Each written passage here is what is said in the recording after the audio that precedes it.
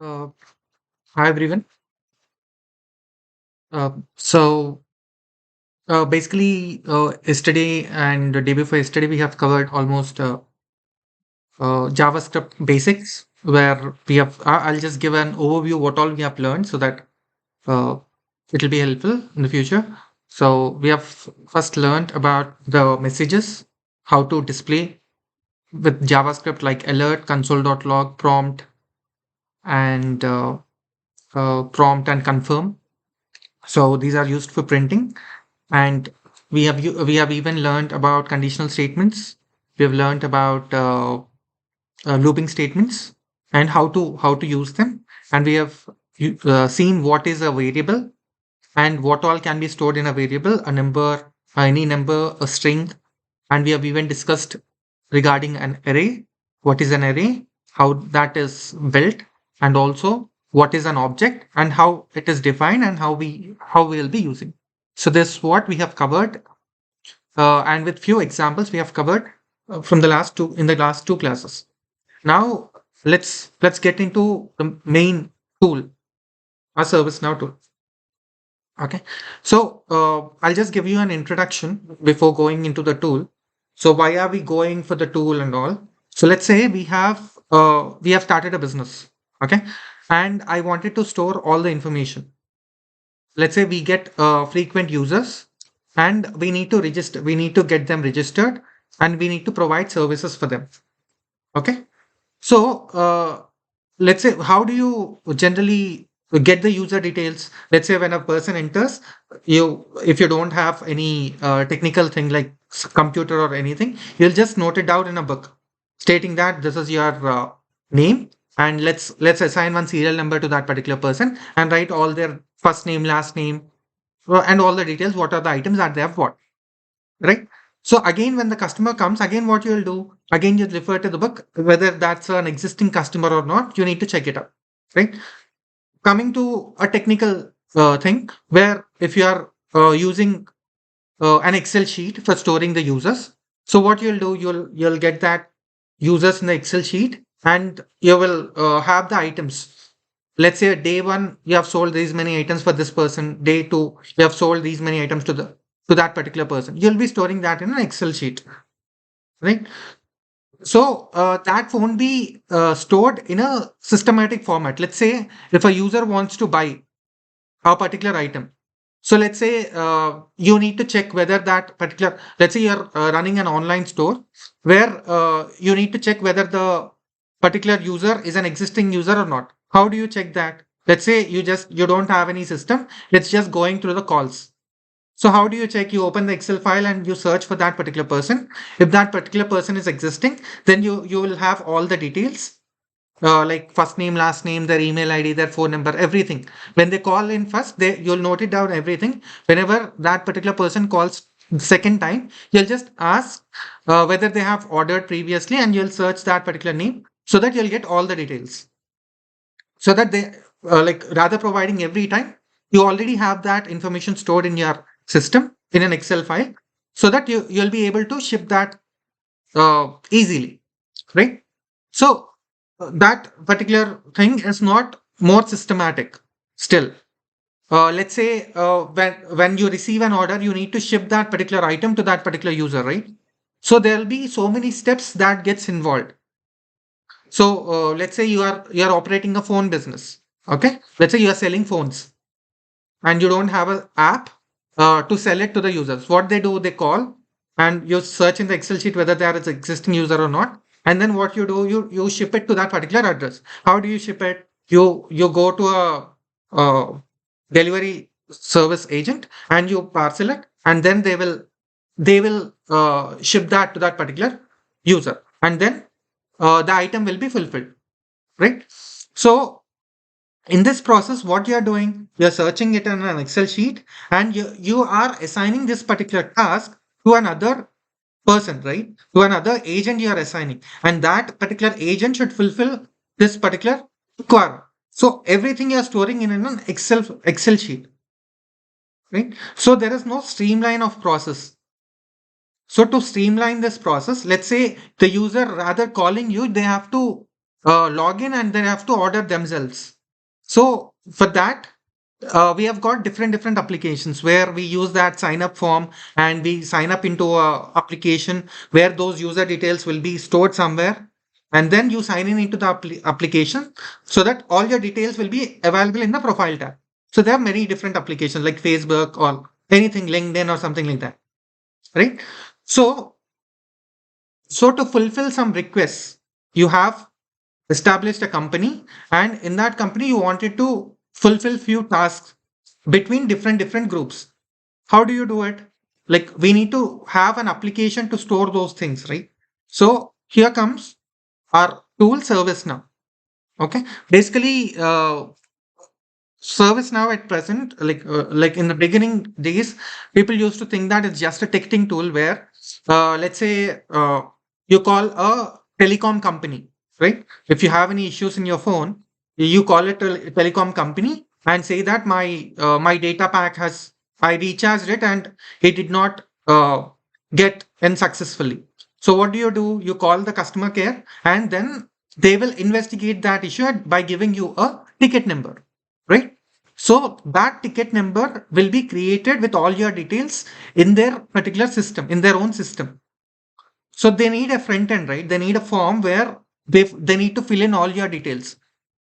Okay, what they'll ask your phone number. That's it, and they'll verify your uh, first name and last name, and they will have all your details, what pack you have recharged on, everything. They will have that. How they have it? Because already you are a registered user on that particular cellular company, right? So that they are creating a ticket with what is your issue, what is the whole description, what is the issue, what all things that you have faced. They update that and they say that we will transfer this to a technical department. So what they are doing, that they are assigning that particular ticket to a technical department and they will resolve the issue so that your end user, if we are raising, our issue gets resolved, right? So in this process, they are raising a ticket. So that ticket should be stored somewhere or the other, right? So different tools, one of them is ServiceNow as well. Okay. So in ServiceNow, basically everything is tables and columns. So we have tables and columns. So whatever you do will be recorded as a row in ServiceNow. Okay. Let's say you are creating an Excel sheet and then you wanted to record some data like this user has called and this is the short description of that particular user's issue and this is the description of that particular user's issue. So you store it in an Excel sheet, right? So in similar way, ServiceNow will also provide similar capabilities. It's just not ticketing. You can store anything, any data as well. Let's say you are dealing with let's say we are importer of some phones, like we deal with Android phones, we deal with iPhones, iOS devices as well. So what you need to do, you need to maintain the inventory, right? So where do you maintain the inventory? You can store that particular data in ServiceNow, so that you can even provide a portal in ServiceNow where the users come in to ServiceNow and they can order those particular phones directly from ServiceNow. Okay, so the whole process here is happening within ServiceNow itself because the phones are coming into your location. So the details are getting updated. I mean, you will be updating that particular details in ServiceNow so that those details, let's say you have five phones, five iPhones uh, at your place. So you update that I have five iPhones with me. So you integrate that with a portal within ServiceNow so that user cannot order more than five. So everything is in one place, right? So anything can be done with ServiceNow because we store it and we show it to the users.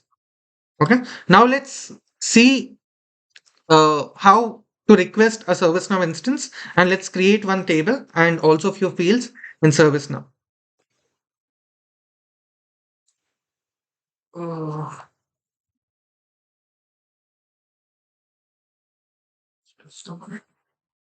yeah. So we have developer.servicenow.com. Click enter so that you'll get this page. As your first time users, click on sign up and start building.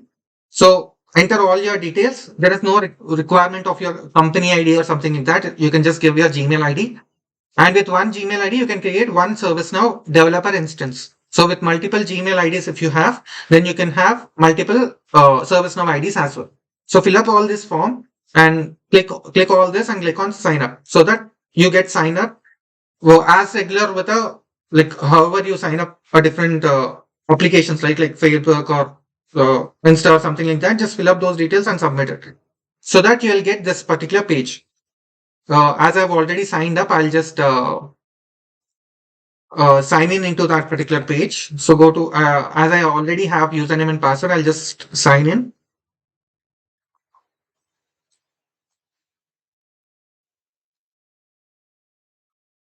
Uh, so here you get this view where you need to request an instance. So click on that. So at present, there are no instances available. So there are different versions of ServiceNow that gets released. Like let's say if you are taking an iOS, you have iOS 11, iOS 12 as the OS versions, right? So in the Android, you have different types of versions. Like in Windows, you have Windows 10, Windows 11. In that way, you have versions, right? In ServiceNow also, we have different types of versions. So latest one is Utah, and the previous one is Tokyo. Previous one is San Diego, and the last one is Rome. We have these instances starting from alphabet A, from A, B, C, D, Aspirin, Berlin. So these are like you can get it in the Google as well. Like what are all the previous releases?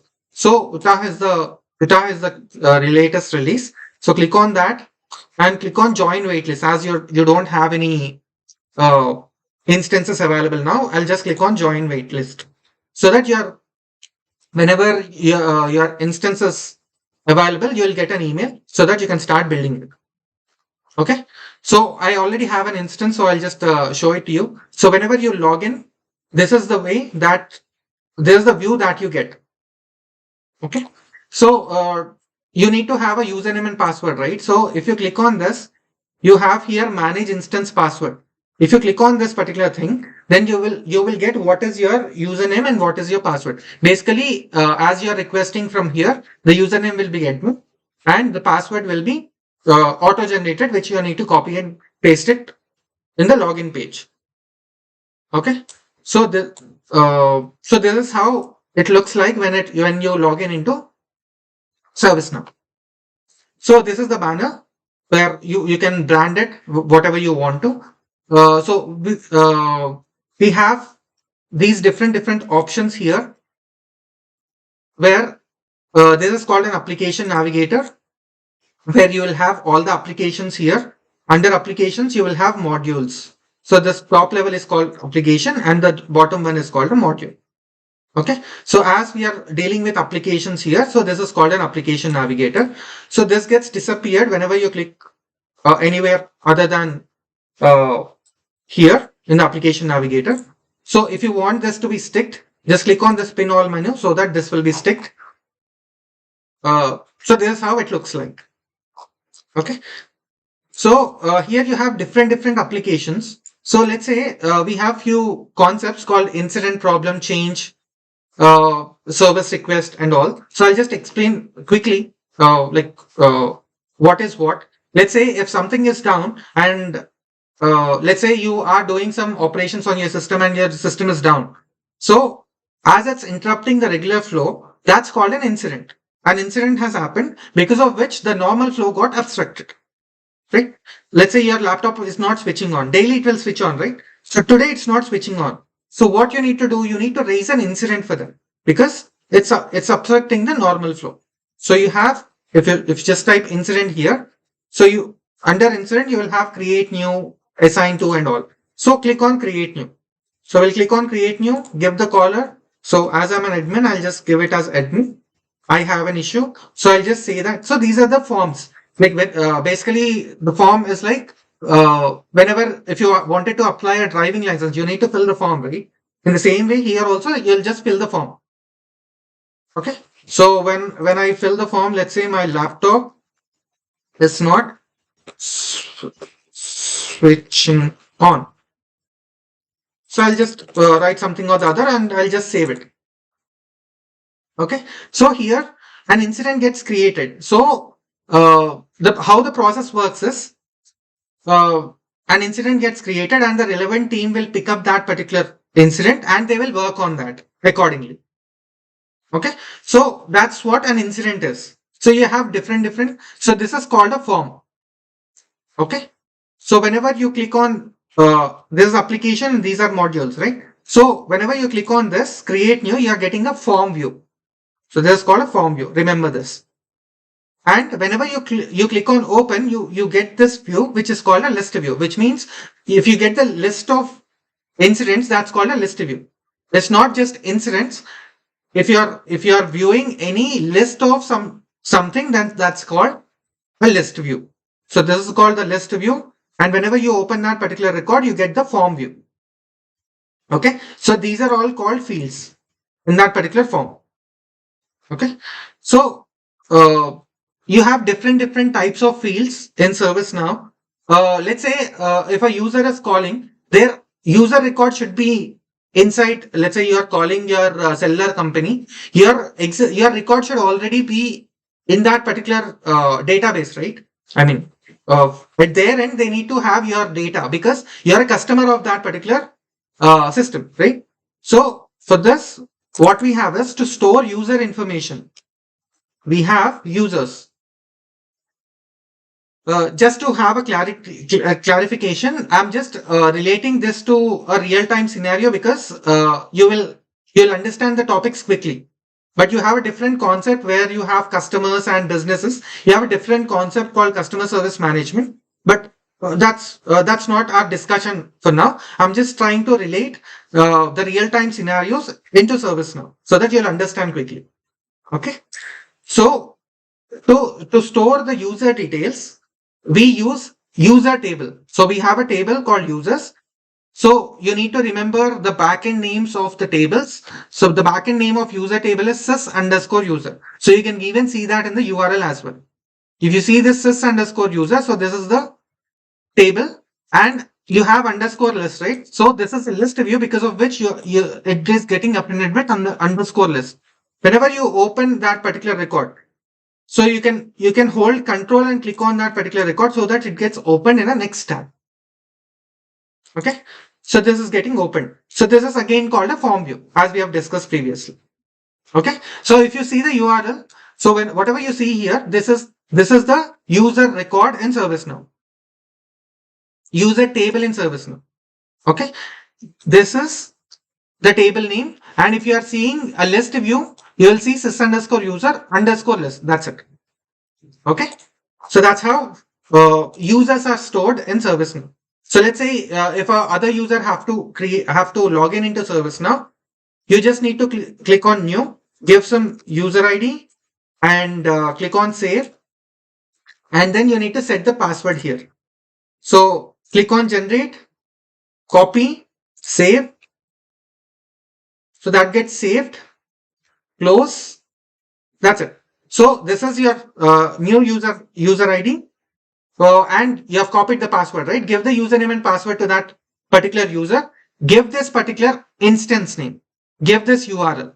So for each, whenever you're requesting developer instance, right, you will have this as unique.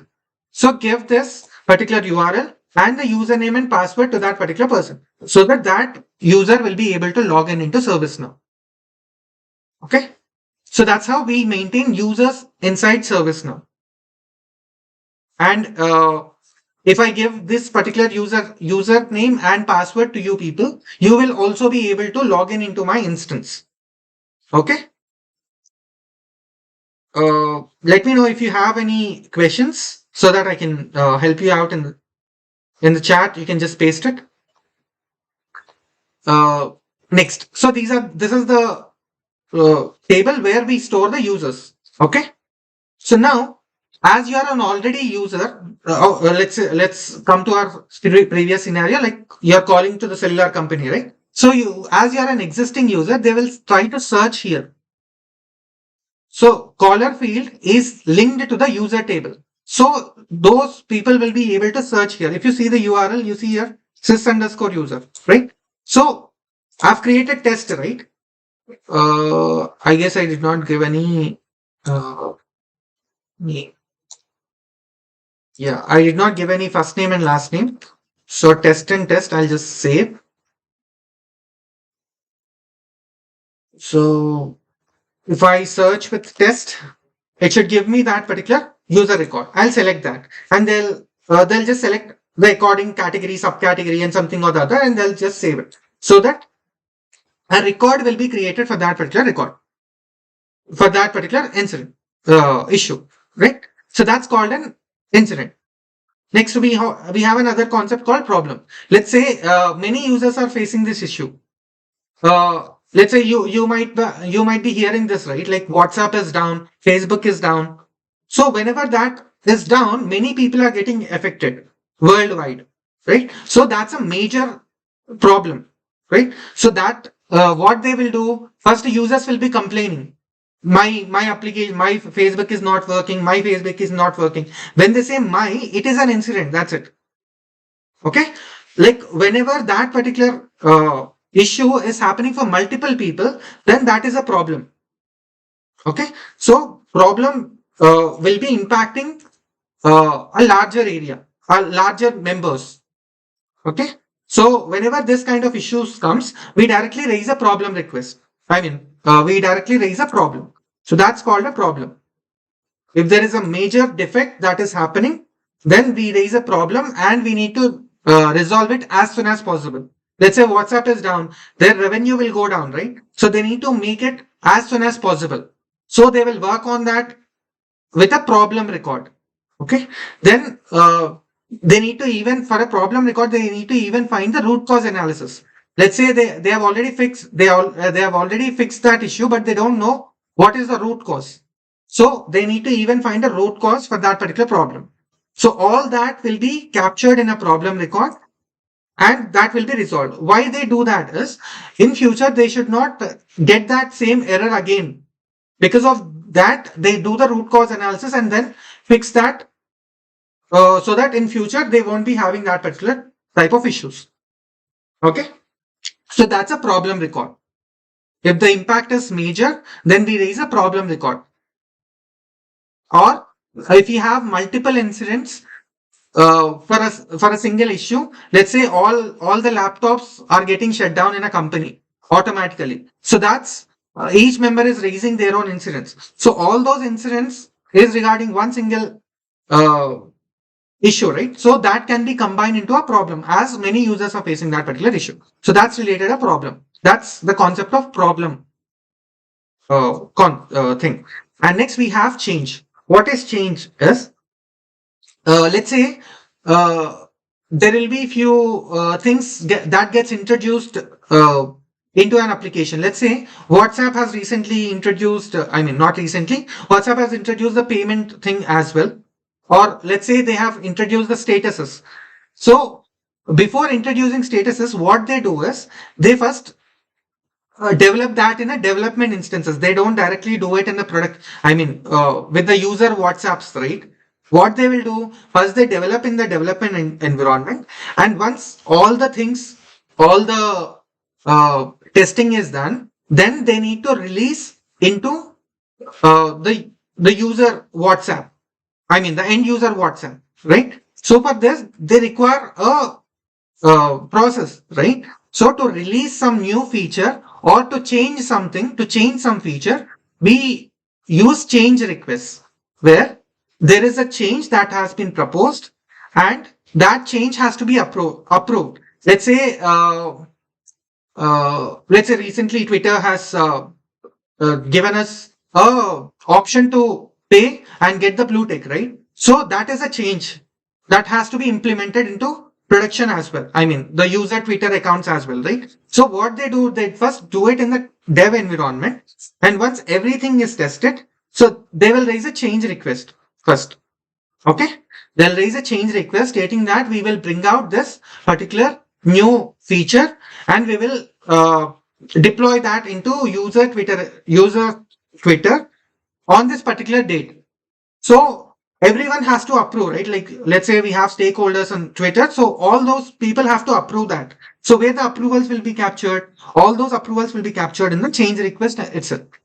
So that who approved also will be captured in that particular change request. And they will, they will check the timings as well. Let's say they can't just remove, they can't just deploy at any point of time, right? So they will specifically specify, I mean, they will have a maintenance time, right? So whenever you go to any website, you sometimes observe there is a maintenance activity going on, or you might be even getting from your bank as well. That some maintenance activity is going on, right? So uh, why that maintenance activity will be scheduled is to they will choose a time where minimum users are affected. They will see the graph where users are logging in at low level. At that point, they will choose that particular time, and then they will release the new features. Okay, so they will have a particular time to be released, and that particular request should be approved by all the approvers. Okay, so that's about change request. Next, we have knowledge management, where uh, knowledge management is, let's say you have some holidays list. So for a company, you have a holidays list, and you want to see that. How do you see that? So it's not an incident, it's not a problem, it's not a change. I did not show you the change, right? So if I just type change, you'll get this. So if I click on create new, you'll get this few things. If I click all, I get this emergency, normal, and standard. So if I click on normal, you'll get this kind of view. Okay. Next, let's say if you wanted to store that particular data, like holidays list, or let's say you are traveling on a business purpose to some other state, from one state to other state, or from one country to other country. So at that time you need to know, right? Like in a company you will have bands, like junior can be given this much of amount if they travel, senior can be given this much of travel. In that way the divisions will be there, right? So all those policies should also be stored somewhere or the other. So to maintain all such type of records, we have knowledge management. So you have this knowledge when you click on all, so that you'll get all the knowledge articles. So if I open one of these and click on view, so you get this kind of articles where you have a number and then you will have the articles here. So in this way you will be able to view whatever the information you have. Okay. So that's about knowledge. Whenever you want to store something, then you use, whenever you want to share some knowledge to the users, or let's say if you are if you are in a technical department, you will be searching few documents, right? Let's say some user is experiencing regarding a transfer of funds from one account to other account. So whenever you call the customer care, what they do is they see these knowledge articles, like if there is any issue or not. So if there is already a knowledge article, so they will follow the steps. If transfer issues are there, follow this. We will prepare a knowledge article. So they will go through each step. So they will ask you, go to this tab, go to do this and do this. They'll say that, right? So where that all information will be stored, that information will be stored in the knowledge articles. So that's how you maintain knowledge articles thing. Okay. That's knowledge.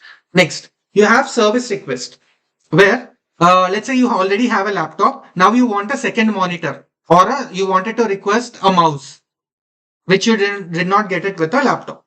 And you have heard that your company is giving mouses as well. So what is happening here? It's not an issue for you.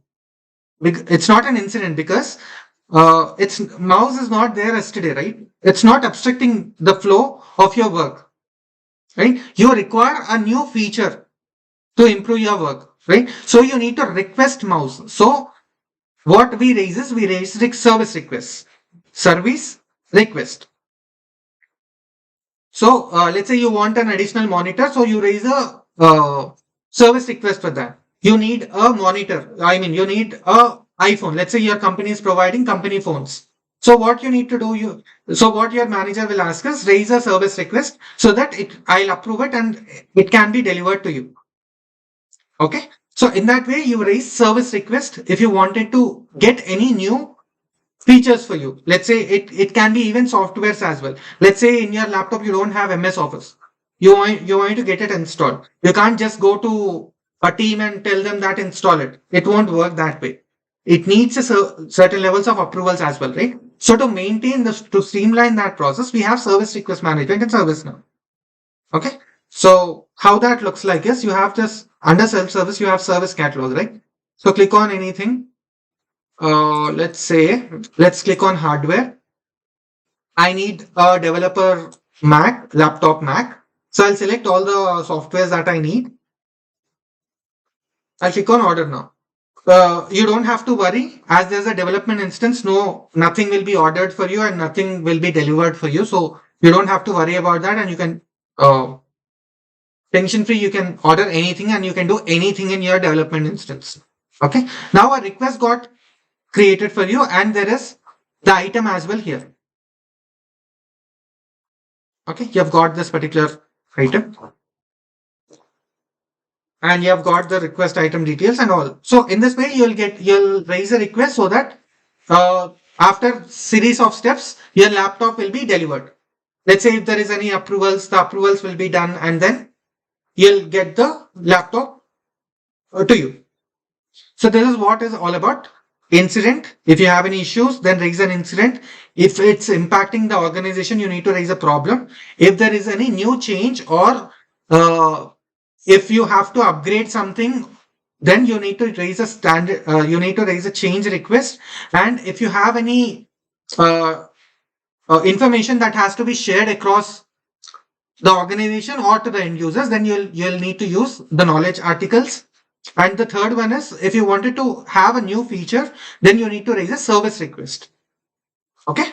So this is how the division works. So this is all comes under ITIL concepts. So we have a different modules as well. So we are basically talking about incidents, problem, change and all, right? So when this concepts will be used is it won't be used with the end users. I mean, let's say previously I've given a cellular company example, right? So it won't be like a cellular company end user kind of stuff. But let's say if you are working in an organization and your laptop is down within organization, in that organization, you can use this incident, problem, change and all. Okay. So within the organization, if my laptop is down, I'll raise an incident so that within the organization, you will have a team. So they will look into it and they will resolve that particular incident. So this incident, problem, change knowledge comes to a employee perspective items. Okay.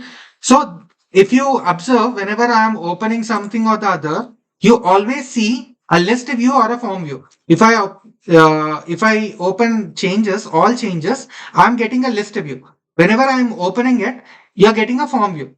So wherever you're going in ServiceNow, you're always finding a list view or a form view. Right?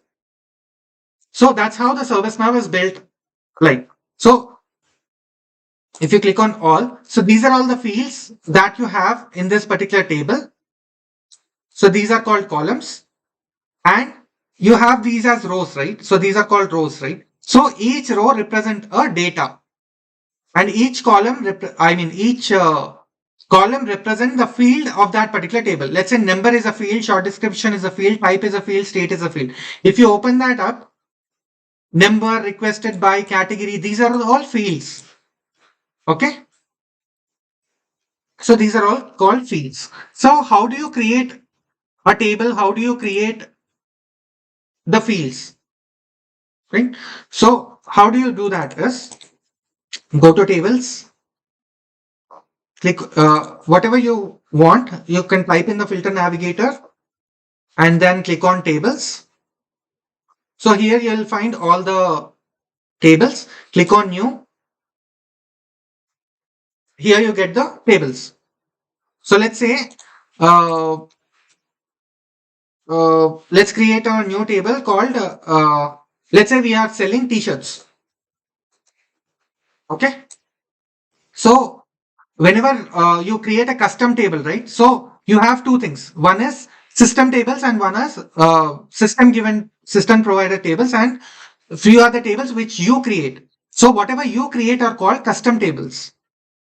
Okay. Whatever the tables comes with ServiceNow, those are called out of the box tables. We generally short form it and called OOB tables.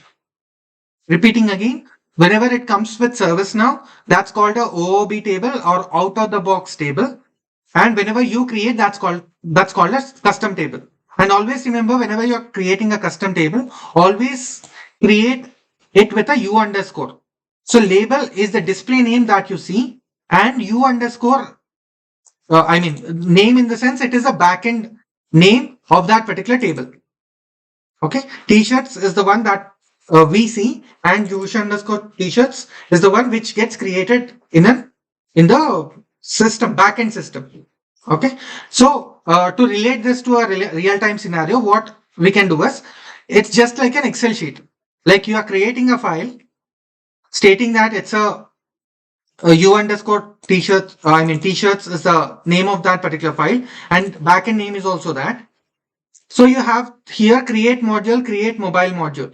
So let's not focus on this mobile. Create module in the sense I've told you before that these are called applications, and under that whatever you have is called a module. Let's say you wanted to create a module, then you need to click on this create module so that it will be created. Okay. So, uh, so whenever you create an Excel file, you will be even storing it in a folder, right? Or if you wanted to create a new folder, then that is called a new menu. Okay. So this is nothing but a new menu. Do you wanted to create that in a new folder, or you wanted to use an existing folder? So let's say we have incident here. Okay. So this is an application, and you can even call it as a menu item. Under that, you want this particular t-shirts as. So basically it's nothing but you have an incident folder, and inside that you want to place it. So here you can say incident. So place this particular table, create a module, and then place it under incident module. So that's what you're doing. Okay. So let's create a new one so that you'll be clear. So I'll just create a new menu item, sinks t-shirts. Now, whenever you create an Excel file, you need to even have columns as well, right? So whenever I save this particular, I can even right click on the header and click on save, or click on submit as well so that it gets saved. I generally use this to save. So my table is saved now, and I can even see that here as well. Whenever I type t-shirts, the table, the module, the menu got created, and the module also got created. And whenever you click on that, I'm holding control and clicking on that. So you see here, a table got created, a list view got created. So you don't have any fields as of now, but a table creation is this way, right? So now, whenever you create a table, you get few values as default. Those values are like whenever you're creating an Excel file, so you can always check who has created it, right? And you can even check when it is created, by whom it is created, and after creation what you need, who updated that, and when that got updated. You even want that updated fields as well, right? So you have created by, update, updated by. So these are the four fields that gets created with a file as well, right? Next, we have updates here as well created. What does this updates do is, let's say if you have opened an Excel file, you have made 20 updates to that particular file. Okay, so let's say you have opened the Excel file once, you have saved it, that's one update. Again you have opened tomorrow and you have saved it, that's the second update. So it will even add the counter for the updates as well. Okay, so that's what is all about updates field. That gets created automatically whenever you create any table. Next, the important field is sysid. So what is sysid is, if you are creating an Excel file, you will have 1, 2, 3, 4, 5, right, as row numbers. You have 1, 2, 3, 4, 5 as unique things. Like one won't be repeating again, right? So in an Excel file, open Excel file and see fifth row. If you're saying that, what does that mean? Excel file will only have one fifth row, right? It won't have multiple fifth rows. If you're handling one sheet, you will only have one fifth row in that. So fifth row is a unique thing. In ServiceNow, to have that, we have a unique concept called SysID. Okay, so each record in ServiceNow is represented with a SysID. Okay, so if you observe, this is also a record, right? This is also a record in the tables thing. Uh, Tables is a list view again. Again, in that tables, you have just created a new record. That's it. So that is this record, right? This table will also have a unique record, unique value, which is called SysID. So to see that particular SysID, right click here and you can copy this SysID and paste. You'll get that SysID, and that is unique for all the instances. SysID cannot be duplicated. Okay. Each instances, whenever you create something, that SysID will be unique across all the instances. Next. So that's what is SysID. SysID is a 32-bit character, uh, which will be unique across all the instances. Okay, so that's what is about SysID. Next, you need to even add fields, right? So how do you add that particular field? So this is called column, right? So you can create a new column stating, let's say I want a number field, where let's say you are creating a number. You can't give a SysID to the user, right? Because it's a 32 characters and you can't give a random some number to a user, right? So for that, I'll just use a number field. So number will have, let's say if I'm creating an incident, I'll have a prefix of INC, right? If I'm creating a problem, it will have PRB. So basically the column label is number, but the type will be string, because I'll have a combination of numbers and also text. I'll just have string here. So I can double click it and add it here and save it. So that's how the number got created here. So let's go to t-shirts and check whether that got created or not. So in the list view, you did not get that, but if I click on new, you'll have that particular field number here. Okay. So basically what you have done, you have created a table and you have created a column. So that column will be displayed here. Okay.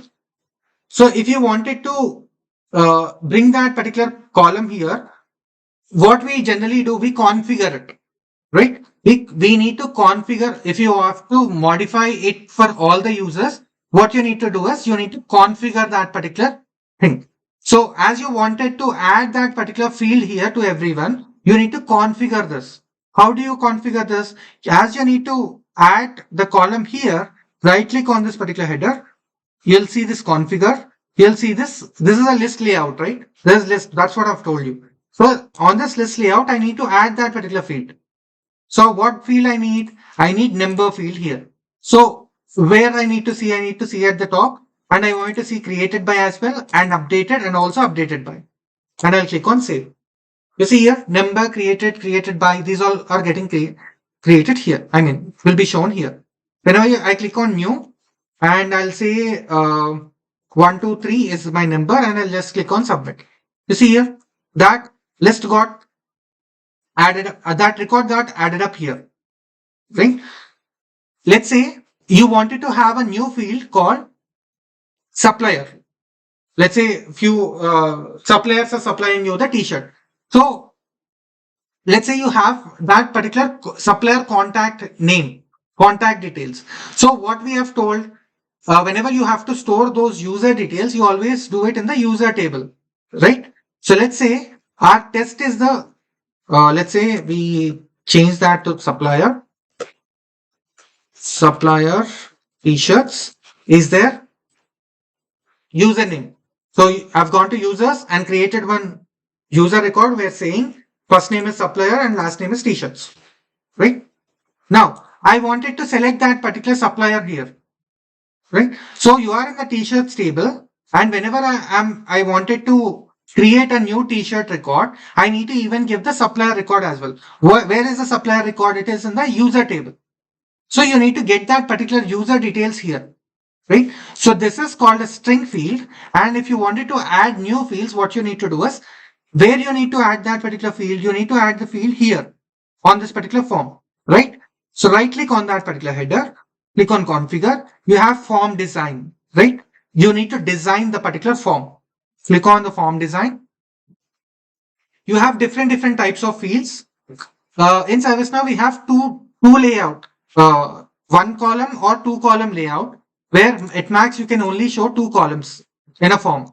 So this is occupying the whole form, right? So you can even separate it by dividing the whole layout into two.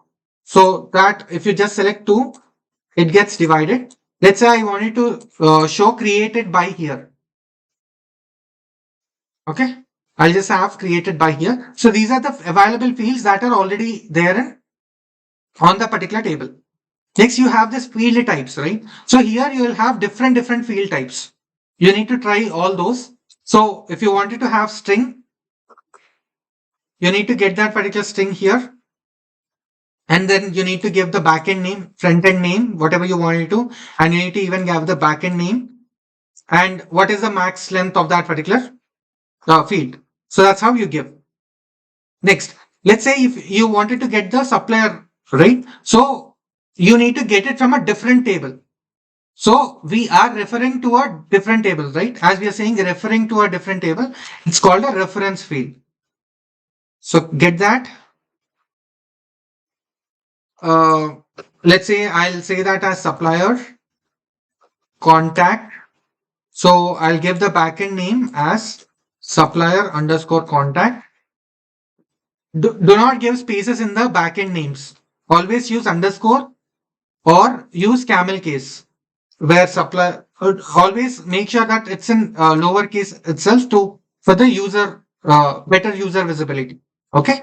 Now to which where you need to get the user from where you need to get the details from. It's from the user table, right? So just click users, user, and you will have sys underscore user table. So always make sure that you remember the backend names, which is sys underscore user. So if you search in this way, you'll have limited values to pick up from. So you have sys underscore user here. So that's what you want. And I'll click on save. Right. So I've saved this particular record. I'll go to the particular form and I'll refresh this. See here, the layout got changed and created by not create the record because of which it's showing as empty. So I'll say that number as 1, 2, 3 and the supplier contact I'll select. You see here, I got all the names. So I'll just say supplier t-shirts I'll select and click on save. So this record got saved. No, so now I have a number for that particular t-shirt. Let's say we have imported a t-shirt. We have given a number to that. And also we have, this is the supplier contact from which we have imported the t-shirts. And who created this particular record is created by the admin. Right? In this way, you can design this particular form. So in a similar way, they have designed this incident form as well. If you see this, so this whole form is designed in that particular way. So number is a number field which is automatically getting generated. So that you have a configuration and you have a caller field where it is referring to a sys underscore user table where you are getting the details from. So this is a drop down field where if you wanted to get the details, you can use a select box, a choice list field. So if you go to the form, you have choice. Let's say size, t-shirt size, right? So let's say t-shirt size. So default value, if you wanted to give any, you can give that. Whether it is mandatory or not, you can do that. And here you have choice type drop down with none or drop down without none. I'll choose drop down with none and I'll give small, medium, large. So whatever you create, right, whatever the configuration changes that you do, always it will have a front end name and back end name as well. Okay. So that's how we can create multiple, we can create any type of field in that way. So I'll just save it and I'll refresh. I'll refresh the t-shirt. So if I open any existing record as well, you'll get this small, medium, large. Okay. So if you wanted to create a new section, what you need to do is you need to just click on this plus and just give a name here. And let's say, let's have this supplier and size here. And I'll just say that supplier details and I'll save it. So that this will be created as a new section. I'll just refresh. You see this supplier details is a new section. Okay. If you have multiple sections, then this will be converted to a tab form. Let's say I'll create a new section called comments. So in the comments, what you need to do is, let's say we can have multiple comments in a particular record. Let's say if you're opening any particular ticket with any provider, you will chat with that particular user, right? So all those need to be captured somewhere or the other, right? Every time you message them, that needs to be captured somewhere or the other, right? So those fields are called journal fields, like similar to your Facebook or Insta. Whenever you post some reels, that gets posted in your wall, right? So anyone can post into that wall, right? So those are called journal entries in our ServiceNow. So I'll have this as journal entry where you can enter comments.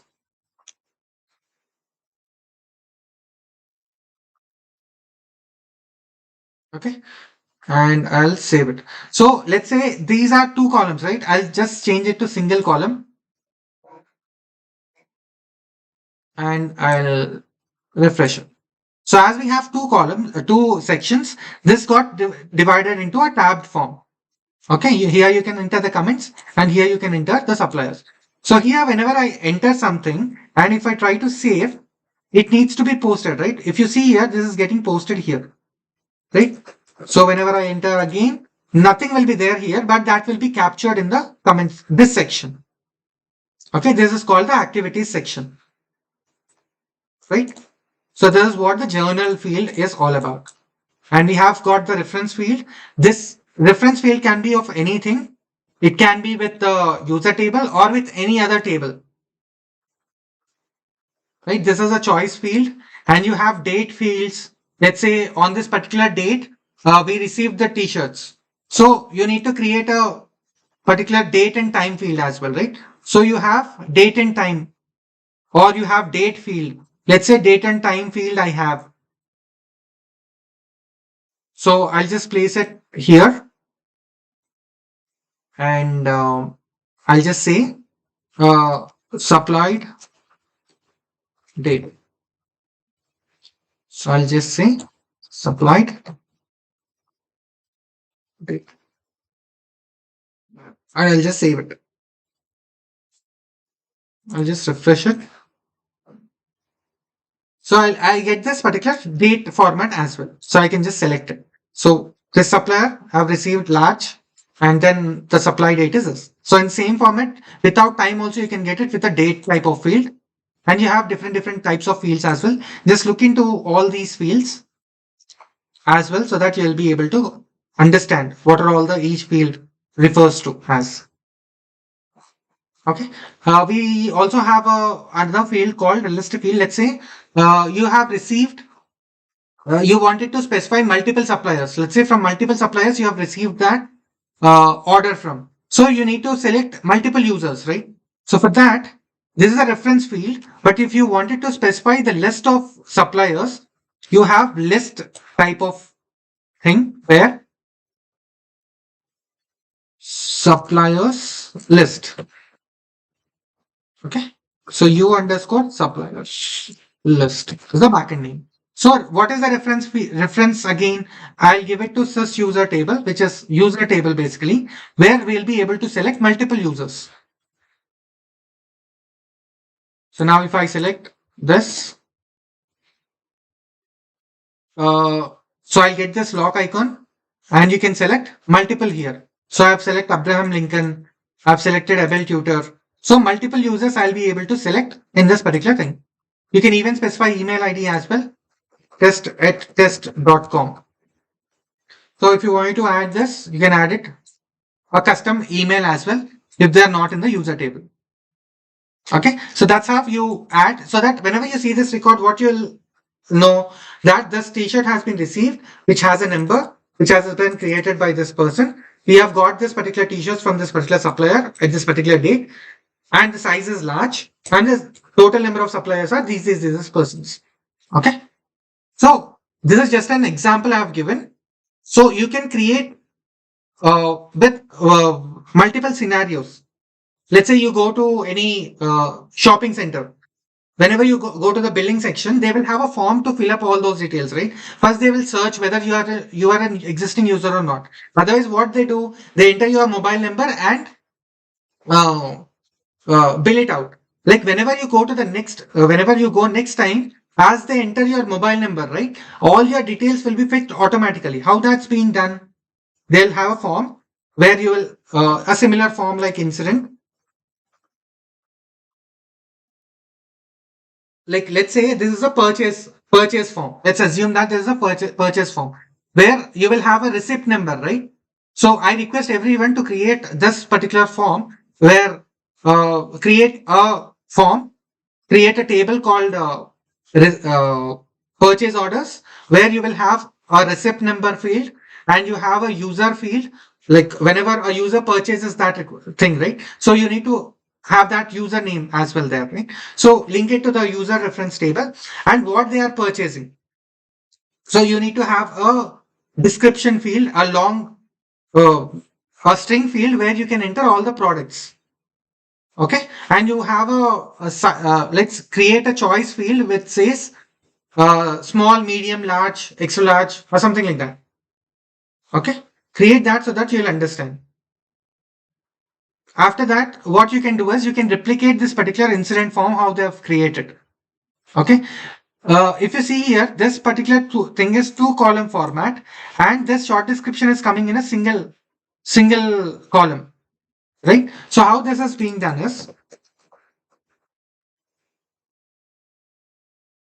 so let's add a short description here, but it should not be a single column. It should occupy the whole form. So how do you do that? Is I'll create a string. If I create it here, what happens is it will come in the single thing. Let's say short description. U underscore short description. Right. So you can select what is the max length of that particular field. By default, it will have it as 40. I can select that as mandatory and I'll save it. So what happens here? It will again get that into a single column layout. I want it a bit big. It has to occupy the whole column. So what we need to do is click on this plus and remove this name here. Okay. And change that to single column. So that whenever you place this short description here, as it doesn't have any name for this particular section, it will be combined with this previous section. Okay, I'll save it. Close. See this short description. Let's say after the short description, again, if you wanted to have two column layout, what you need to do, just click on plus. If I don't remove this new section, what happens is I'll just place this. So what happens if I don't remove this is it will create a new section again, which we don't want. See here, a new section got created. We don't want this. We want these two fields to be included in the first section as itself. So what you need to do, remove this particular name so that you'll be able to see in this format. Now, if you observe this incident, problem, change, knowledge, these are all just for tables and which has a list view and a form view, right? So these are all processes. Okay. So you can create your own process as well. Okay. You can create your custom process as well. So though that's called a custom application in ServiceNow. If you're creating a custom process. Okay. So by default, ServiceNow will even provide different types of applications, like as you have seen, incident, problem, change, and all, right? So these are all called IT service management. Let's say you have a team inside your company, and if they wanted to resolve their issues, if the company wants to resolve their issues, then they'll be using this IT service management. Like all the they will this particular ITSM module will be used to service the IT team within that particular company. Okay. So that's what is ITS, this incident problem change is all about. Okay. You have different applications as well. Like let's say you have HR related activities. Let's say you need to generate payroll. You need to generate your statements. You need to send offer letters. You need to send what we say, if there are any fun activities, you need to send those. Let's say you wanted to have like HR people have to send promotion letters and all, right? So for them, ServiceNow has given a different module called HRSD, which means Human Resource Service Delivery. Okay, so in that you will have HR cases and all different modules you have. So for let's say a company is handling projects. Let's say you have a civil company where you have multiple projects which are being handled. You have, in that particular case, ServiceNow is providing project portfolio management, where you will have custom process wise. You will have custom processes. You'll have that predefined process where your process, like if you have a civil industry, you can incorporate that particular thing into ServiceNow using project portfolio management. Okay. So these are all the out of the box things that ServiceNow provides us. And these all modules, like let's say I've discussed about incident problem change, right? Which comes under ITSM, IT service management. So this comes as a package and that requires a license. Okay. And also if you are talking about HRSD, which is if HR team wants to use ServiceNow, then those features will come as a subscription and that will cost separate. Okay. So that's how ServiceNow is organized as. So with ServiceNow, basically we can do anything. We even have a custom portal where users come in and order the items. I'll just show you quickly that as well. So this is similar to a website. This is called a website where you can just click on something or the other, and then you can order it. Okay, if I click on catalog, then click on browse by catalog, browse by categories. I'll just get all these categories. I can just order something or the other, like as you order on a Amazon website, right? So in a similar way, you can even order from ServiceNow as well. So this is a portal for IT people. Like if they wanted to get any services, like if they wanted to raise any request to get something, they can go to the service portal and then they can get it. Okay, I'll give a detailed explanation of service portals in the next other few sessions. I'll create a new session and then introduce what is service portal and all. Just I'm telling you people that you can even build a website as well on top of ServiceNow. You don't have to get a server. You don't have to get a database. You'll hear all these things, right? You don't need anything else. You just need ServiceNow. That's it to build this particular application. To build a HTML application. A browser level application. Right? So these are the concepts of ServiceNow. Like why do we use ServiceNow? What type of tool it is? What all it can do? That's what we have discussed today. Tomorrow, we'll be entering into main topics.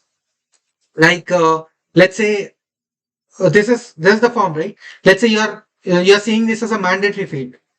right? And this as a non-mandatory field. Let's say whenever I'm selecting this size as small, when the supplier date, let's say if I'm selecting this small, then the new string field is there, right? This should become mandatory. Or if I'm mentioning something here, some field should become mandatory.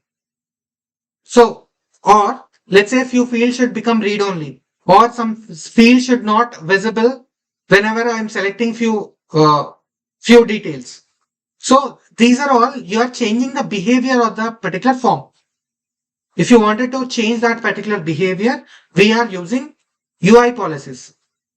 Okay. UI, which means user interface. So we will be using user interface policies to handle making a field mandatory, making a field visibility, making a field read only. So these all will be handled with UI policies. So that we'll be discussing tomorrow, however. And next we'll be importantly discussing, we will be coming into the scripting part in the tomorrow's class, where we'll be discussing what are client scripts, what are business rules, how to write them, how to create them. Like now we are creating normally by using this t-shirts, and clicking on t-shirts, you are creating a new, by clicking on new, you are creating a record, right? Filling up this form. How do you create this? By using a script. Let's say whenever you create this t-shirt, right, you need to create another record in another table. So by scripts, you can do all these things. So how do you do that? We will be discussing in tomorrow's class. And again, one more thing is, please provide the feedback as asked. And I've got a comment stating that to provide the contact details. So if you open the form, just a minute.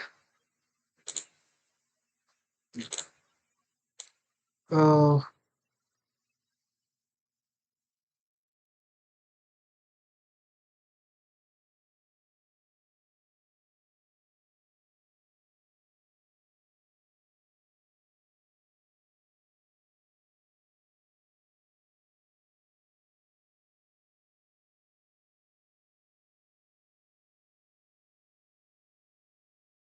yeah, here you go. So you all have this link, right, where you have added it to the calendar and all. I'll even paste this particular link in the chat as well, so that will be useful for you.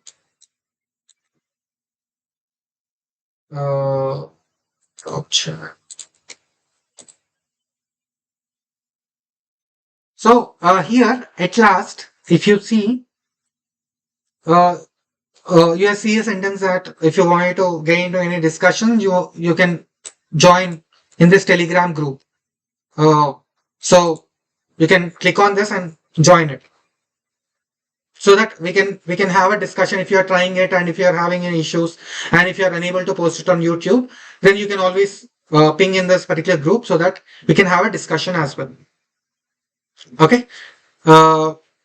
Next, a user has told me to deeply explain about client scripts and business rules. I'll make sure that you all will have a deep knowledge on how to use a client script, how to write a client script, and how to write a business rule in an easier way.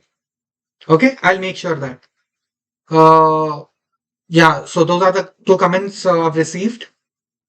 If you have any feedback, just let me know so that in the next class I'll be able to discuss regarding that. And tomorrow is our last session for this particular scripting event. So the next session I'll announce it. I'll post it in the same link, and also I'll post it in the YouTube channel as well. So if you wanted to get it notified, just subscribe to the YouTube channel so that you'll get a notification whenever I post some details on the channel. Okay, so that's all for today, and we'll have a session tomorrow as well, which will be the last session for the scripting. Please let me know if you have any questions. Okay, please fill out the feedback form so that it will be helpful for me as well. So how I'm teaching and all. So it will be helpful if you even comment it on the YouTube, that will also well and good. Or uh, you have the feedback link on the second YouTube thing where, so I'll just paste it here as well so that uh, I'll just have the link here, feedback form, so that you can post the feedback here.